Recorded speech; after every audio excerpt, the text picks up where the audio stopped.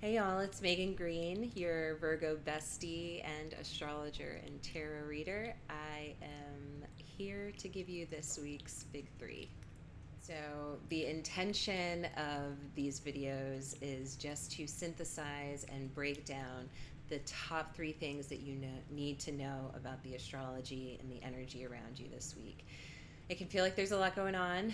Astrology can be kind of overwhelming when you think about all of the different parts involved as you are learning. But the Virgo in me says we can really kind of break this down to a couple of things. So I want to bring you the top three things to know about the astrology each week. So we're kind of starting this in the middle of September, which was not my intention, but since we're here, we're here. So I think we do need to kind of go backwards and do the big three of the weeks that have already passed, and then kind of start with where we are and what's going to happen next. So from August 30th to September 6th, the big three transits that week were Saturn retrograding out of Aries and back into the sign of Pisces, where it's going to remain until February of 2026. Then we had Mercury entering the sign of its exaltation in Virgo. We love that. And that is a transit that's going to last until September 18th.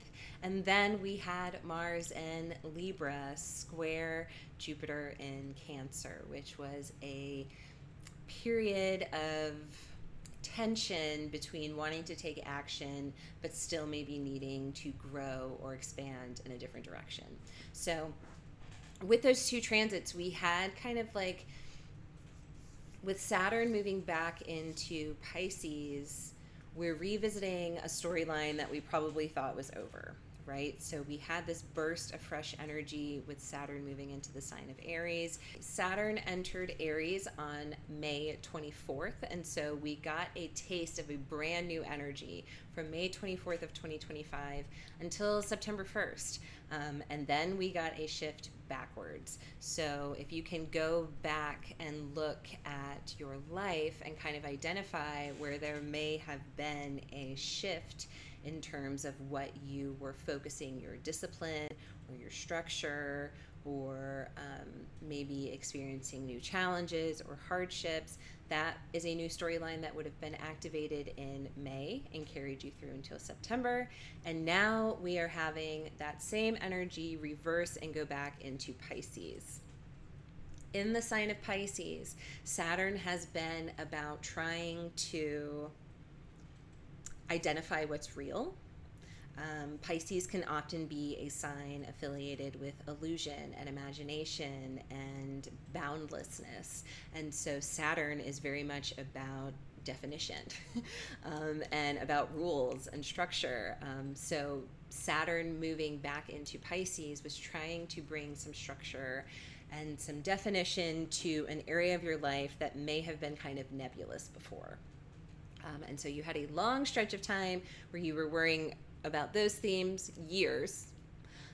You got a little blip of reprieve in May, and now we are revisiting it for one last time. And Saturn will not revisit this part of your chart for quite a while, so this is an important story to resolve. So it's important to look at where Pisces falls in your chart, where Pisces Aries falls in your chart. Find out what houses that rules. That will give you an idea of what those themes are, and will help you come to some sort of resolution. And the best way to work with Saturn is to just do the work, right? Like to not avoid the lessons that are trying to be taught, and to just, kind of move with integrity. So that's Saturn retrograding back in Pisces, and then Mercury entered its exaltation in Virgo. We just had a Mercury retrograde in Leo, which was, quite from July 18th to August 11th, we had a Mercury retrograde in Leo, and then we had, the pre and post shadows of that. So that was an intense energy, which may have created some stories around your creativity, around children, around love and romance and play, around heart-centered activities, maybe even literally the heart for some of us. And now it has moved into Virgo, which is the sign of its exaltation. It loves to be there. I am a natal Mercury in Virgo, and I think this is where it should be always. But it is bringing a sense of clarity, organization, detail, tenderness, devotion to, whatever area of your life that Virgo rules over. And it might just be, really efficient, and you might be feeling like you're getting a lot of things done in that area, or coming to a sense of understanding, or putting puzzle pieces into place. So that is going to be a great transit. And then to conclude for that first week, the Mars in Libra in its detriment square Jupiter in Cancer in its exaltation. Mars's desire to want to stir things up in Libra, to be kind of passive aggressive, or to withhold or avoid conflict, is squaring Jupiter in Cancer, which does offer an ability for nurturing or growth to happen through that tension in the square. So I feel like that transit was an opportunity to kind of grow through some relational or emotional exchanges, and to kind of maybe address some conflict that maybe you had been avoiding. And hopefully it brought you closer together. It was a moment for, growth and adaptation and compromise, and if you chose to not embrace it in that way, it could have been a bit more challenging or frustrating, or less productive. Okay, so that next week starts with a bang. We've got September 7th through the 13th. On September 7th, the Sunday, we have a lunar eclipse in Pisces. And then on the 10th, we get the Sun in Virgo opposite the North Node in Pisces. And then on the 13th, we get Mercury conjunct the Sun in Virgo. So to circle back to that lunar eclipse in Pisces, again on the 7th, so this is something that's already passed, something you've already experienced and felt, so maybe you'll have some context for this. But that happened at 15 degrees of Virgo and Pisces. So the sun was at 15 degrees Virgo, the moon was at 15 degrees Pisces, and at that point Saturn has newly, entered the sign of Pisces. Even though it's pretty far in orb, because this is happening at 15, Saturn is at 29 at this point, and that's quite a distance. I still feel like these things are vibrations and they resonate, so Saturn is definitely a part of this storyline as well. And so this is technically a full moon, but it's one with the nodal axis involved, so that is where we get the eclipse energy, the portals, whatever you believe about all of that, is activated during that time because of its proximity to the nodes, which are at 18 degrees. So this eclipse is also there with Mercury in Virgo, also very strong, and it's also making some contacts to Jupiter in both a sextile and a trine. So this feels like hopeful energy, but it also feels a little bit challenged. There is something that is coming to a sense of completion, but with Saturn still there lingering at the end, there can be this feeling of, I don't want to say disappointment, because I don't think that's necessarily it, but there's a somber tone to whatever's going on, or there's like it's giving, wisdom, it's giving hermit, it's giving this kind of like reflective, not boastful, when we think of full moon, sometimes it can be this like, jubilant fullness, right? That's not what I'm getting here. This feels very complete and very introspective and very reflective in some way, and kind of humbled is maybe the right word. And so eclipses are kind of these pressure points, these highlighted moments where the universe takes hold.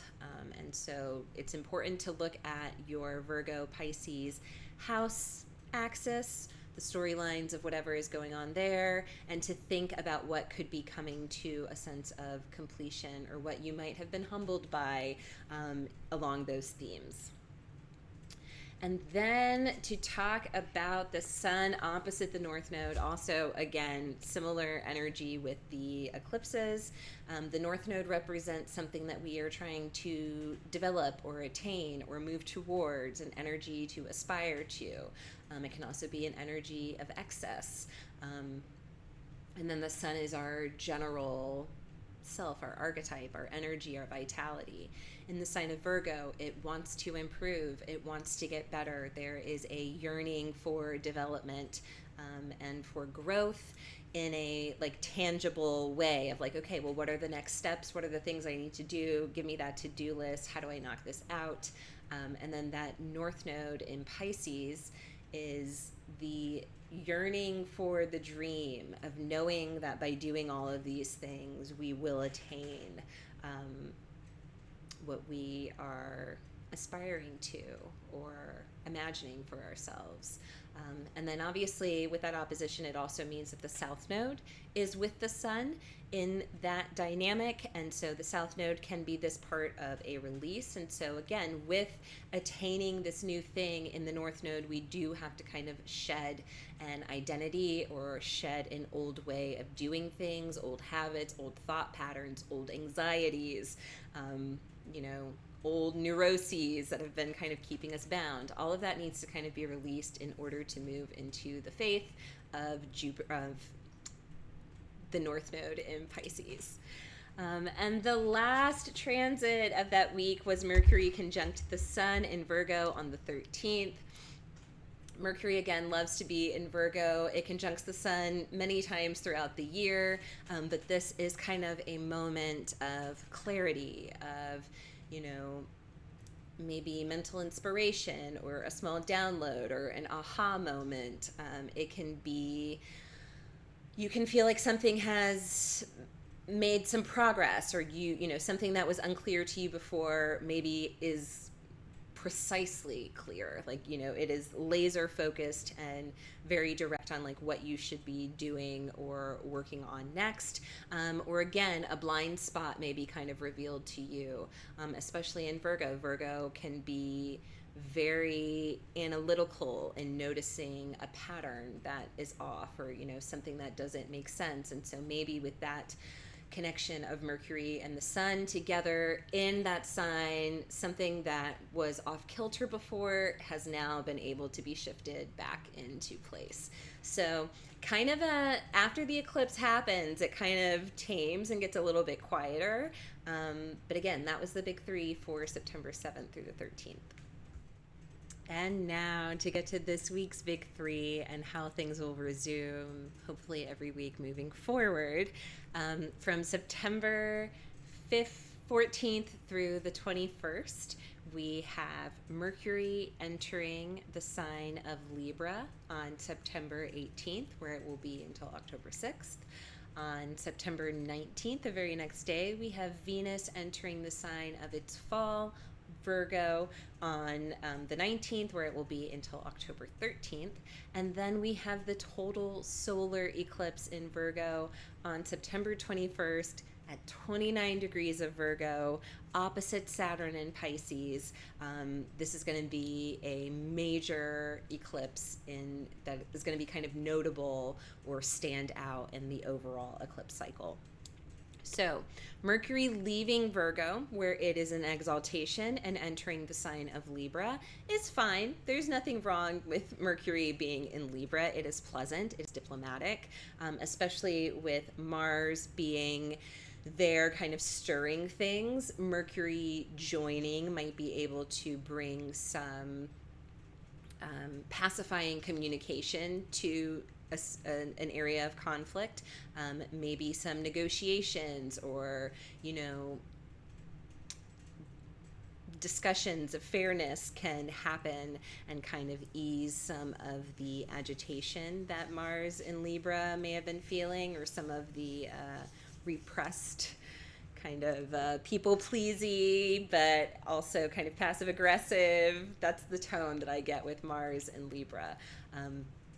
Well, and even I guess if you're going to be operating from that lower end of the spectrum, all of those things that I just mentioned, Mercury joining this could mean that you're becoming a little bit more vocal about those aggressions. Maybe you are starting to say more snippy things, or, trying to find a verbal outlet for some of that Mars frustration. That's certainly a possibility too. But I hope that we'll use it in the more positive and kind of become a bit more diplomatic, able to maybe negotiate or express our ideas in a more productive manner, and use that transit to our benefit and getting some things sorted, and both parties feeling represented in some way, whatever that Libra balance was activating for you. That next day we get Venus entering Virgo. It is considered in its fall in Virgo. And that is because Venus just wants love and pleasure and to express itself and to receive, and Virgo wants to pick apart everything that is offered to it. And it's like, oh, is this real? Are you sure you want to offer this to me? Why are you offering this to me? So that is why Venus is kind of considered in its fall in Virgo. But there are some really beautiful things about this transit as well. Again, I am a Venus in Virgo, so I understand this energy and some of the struggle that comes along with it too. But this should be a time, again, where, like I mentioned, devotion in the Mercury in Virgo notes, and I really should have saved that for Venus in Virgo, because that is a little bit more where this love energy is expressed in Virgo, and it is like being devoted to your craft, or to a service, or to taking care of someone, or to tending to your rituals, or to your daily habits, or to your pets, or whatever it is. There is a sense of devotion to the rhythms of your life and the consistency and the places where maybe you have really needed to grow. I am someone who really associates plants and growing with Virgo, because there's something about Virgo that really loves to tend to something that needs different alterations through the different stages of its life.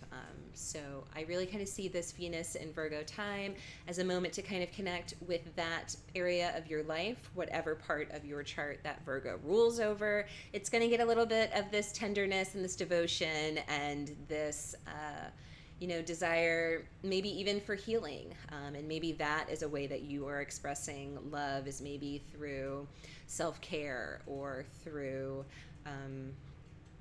different therapies or whatnot. The last thing of the week is a huge thing. It is the total solar eclipse in Virgo at 29 degrees. Venus is newly in the sign. Saturn is directly opposite at 29 degrees. And again, there's the Venus devotion and tenderness and caretaking is opposite resonant energy from the Saturn's commitment and discipline and ability to really stand 10 toes down on something that it believes in or wants or is committed to. And so that is a part of this too. And so total solar eclipses are like new moons on steroids. So there is something new that is wanting to be created here. And it's like at this 29 degrees, this last gasp energy, it's like, it's now or never. Like, we've got to, this is now, it's the time. So I would implore you to really look at where Virgo and Pisces are in your chart. What are those two areas of life? And where is that Virgo part really going through this intense, I don't know, I think about it as like purification almost in a way, or I think about like how you put a piece of pottery in the kiln and there's like this flash of, you know, heat or, you know, resistance or whatever, but it creates something that ends up being useful, sustainable, you know, important. So I'm kind of seeing this energy merge for us in that way. And yeah, it'll be really interesting to see how this all reverberates. So, the last thing I want to do is pull your big three tarot cards for the week of September 15th through the 21st. I am using the Mystic Mondays tarot deck, which is beautiful. And let's just see what Spirit has for us for this week, for this eclipse week, for this planet shifting signs week. Mercury entering Libra, Venus entering Virgo. They're both in mutual reception to one another in these signs. So even though they are, you know, a little challenged, they do have resonance and support. So let's see what Spirit has for us this week. Two of Cups.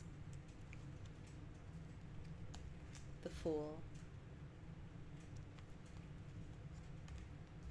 Three of Pentacles. Okay, so the Two of Cups is about two equals meeting one another in the middle with their emotional offering. It is one of the most romantic cards in the deck in terms of partnership or connection, but it is also just about, you know, feeling like you have a solid connection with someone in your life. Now that could be, you know, in work, that can be, you know, in your spirituality, within your family, but there is some sense of connection that is going to be really important this week, or some sort of meeting of the minds.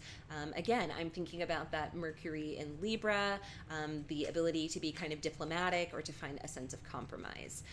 And then also that Venus in Virgo and the devotion to one another.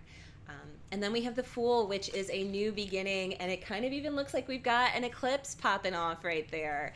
So there is this sense of a new seed being planted, a fresh start, taking a leap in a brand new direction.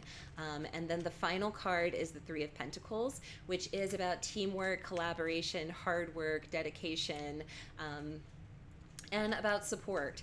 So I feel like this is a call to get connected with the people that can support you.